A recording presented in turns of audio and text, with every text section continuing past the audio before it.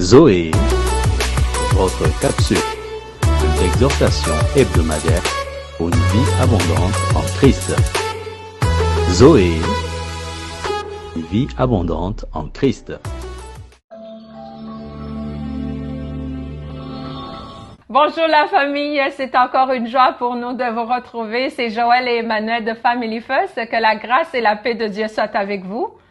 C'est un grand plaisir de vous retrouver dans cette capsule Zoé pour une vie abondante en Christ. Amen. Alors cette semaine, on va commencer sur un nouveau thème qui s'intitule « Le mariage est une alliance ». Qu'allons-nous partager là-dessus? Je commence avec cette parole de Dieu qui dit ceci. C'est pourquoi l'homme quittera son père et sa mère et s'attachera à sa femme et les deux deviendront une seule chair. C'est dans Éphésiens 5, 31. Il y a une séquence de choses qui se passent pour arriver à une seule chair. D'abord, tu quittes et puis tu t'attaches et puis après, tu deviens une seule chair. Amen. Alors, on va passer au travers de ça aujourd'hui pour le bénéfice de tous nos amis. Alors, le premier point, quitter sa famille. Qu'est-ce que ça veut dire pour ce qu'on peut comprendre de ça? C'est quitter en fait sa famille de manière émotionnelle. Ça veut dire aussi quitter sa famille de manière physique, c'est clair, tu déménages. Mais aussi tu quittes au niveau financier, mais surtout spirituel. Pour pouvoir faire le pas vers ta conjointe, tu dois laisser derrière toi tes copines, tes amis de classe, tes amis de toute forme de quartier. Mais ça ne veut pas dire que tu coupes les liens avec eux. C'est juste dire que tu as d'autres relations avec eux désormais parce que tu as maintenant ta femme avec toi. Amen. Donc, ça veut dire que c'est au niveau spirituel, mais ça veut pas dire que vous vous détachez complètement de votre famille parce que vous continuez à avoir des relations, de les aimer, de les honorer et de continuer à avoir des relations avec ta famille. Mais c'est très important au niveau spirituel de savoir que maintenant, ton époux et ton épouse, maintenant, vous formez une seule chair pour que justement, vous dépendrez de l'un à l'autre et non pas de ce que vous avez laissé dans le passé. Alors, la deuxième étape, justement, comment s'attacher maintenant à sa femme? On sait très bien que dans une famille chrétienne, on ne peut pas tenir, même les familles, je pense qu'aujourd'hui, la raison pour laquelle nous voyons beaucoup de divorces, c'est parce que il n'y a pas Jésus au centre de leur couple. Même dans les familles chrétiennes, nous voyons qu'il y a de plus en plus de divorces.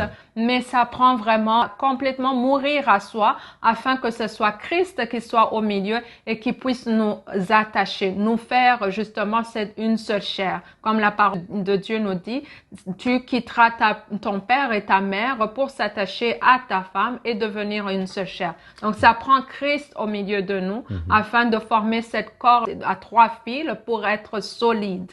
Mais dans les actions, ça prend des actions aussi.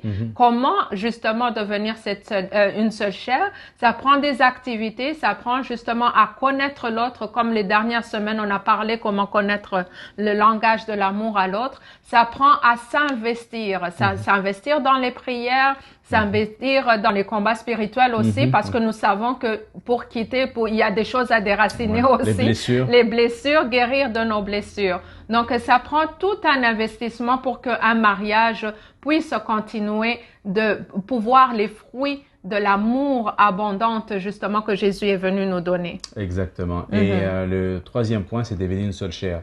Après avoir fait ce processus que tu as si bien expliqué, c'est-à-dire détacher, déraciner, enlever et puis s'attacher de manière émotionnelle avec ta conjointe ou ton conjoint, tu dois devenir une seule chair. C'est comme une opération de greffe qui fait que les deux personnes deviennent un. Souvent, les gens en parlent en termes d'acte sexuel, mais l'acte sexuel, c'est comme une conséquence. C'est comme un aboutissement. On ne peut pas commencer par l'acte sexuel. Le monde aujourd'hui, la société nous montre que c'est par là que ça commence. Mais c'est une erreur. On commence par d'abord se détacher et puis commencer à faire un attachement avant de devenir une seule chair. Donc, c'est très important de pouvoir faire ça de manière séquentielle, telle que c'est écrit dans la parole de Dieu, pour pouvoir avoir une vie vraiment abondante en Christ.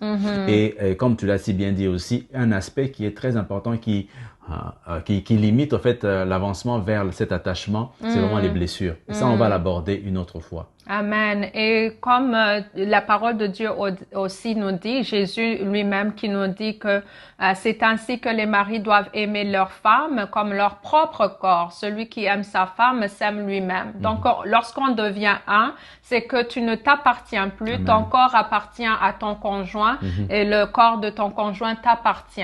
Donc, c'est vraiment avoir la révélation de cette parole afin que de savoir que si j'aime mon corps, eh bien, je vais aimer mon conjoint comme moi-même. Alors, il faut savoir aussi s'aimer. La dernière chose qu'on voudrait mentionner, c'est que l'alliance est à trois. Bien sûr, comme on l'a dit, c'est à trois fils qui est Jésus, mais il faut aussi pratiquer et suivre ce que le Seigneur nous demande de faire. C'est pas juste le lire. La parole de Dieu nous dit, c'est pourquoi quiconque entend ces paroles que je dis et les met en pratique sera semblable à un homme prudent qui a bâti sa maison sur le roc. Amen. Donc, si nous bâtissons nos mariages sur la parole de Dieu, sur Jésus-Christ, qui est le centre de notre mariage, nos mariages vont avoir la vie en abondance que Jésus est venu nous donner. Que Dieu vous bénisse et continuons de grandir dans l'amour de Christ afin que nous puissions continuer à glorifier le Seigneur à travers nos familles. Que Dieu vous bénisse. Au revoir.